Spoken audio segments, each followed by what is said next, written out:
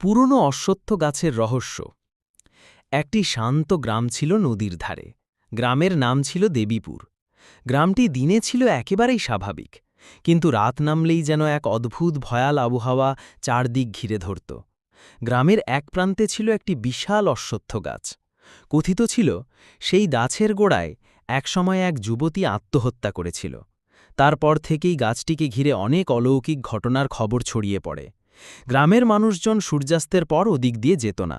অনেকেই বলতো রাত গভীর হলে ওই গাছের নিচ থেকে এক নারীর কান্নার শব্দ শোনা যায়। কেউ আবার বলতো লম্বা সাদা শাড়ি পরা এক অচেনা মহিলা হেঁটে বেড়ায় ওখানে। একদিন শহর থেকে রণজয় নামে এক যুবক গ্রামে এলো তার মামার বাড়িতে। রণজয় ভীষণ সাহসী আর এসব কুসংস্কারে বিশ্বাস করত না। মামা তাকে সাবধান করে বললেন, দেখো রণজয়, অশ্বত্থ গাছটার কাছে যেও না রাতে। রণজয় হেসে উড়িয়ে দিল, মামা, এসব তো গায়ের গল্প, ভূত বলে কিছু নেই। সেই রাতেই রণজয় ঠিক করল সে সত্যিই পরীক্ষা করবে। চাঁদের আলোয় অশ্বত্থ গাছের দিকে এগোতে লাগল। প্রথমে কিছুই হল না, চারিদিক একেবারে নিস্তব্ধ।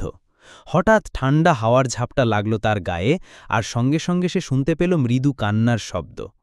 রণজয় থমকে দাঁড়াল। সে ভেবেছিল হয়তো বাতাসের শব্দ, কিন্তু কিছুক্ষণ পর গাছের নিচে সত্যিই এক সাদা শাড়ি পরা মহিলা দেখা দিল। তার চুল এলোমেলো আর মুখটা ঢেকেছিল। ধীরে ধীরে সে এগিয়ে আসতে লাগল রণজয়ের দিকে। রণজয়ের বুক কেঁপে উঠল, কিন্তু সে সাহস করে দাঁড়িয়ে রইল। মহিলা ফিসফিস করে বলল, আমাকে সাহায্য করো, আমি এখনও মুক্তি পাইনি। হঠাৎ মহিলার মুখ উন্মুক্ত হল। রণজয় দেখল তার চোখ দুটো রক্ত লাল আর মুখ বিকৃত ভয়ঙ্কর রূপে।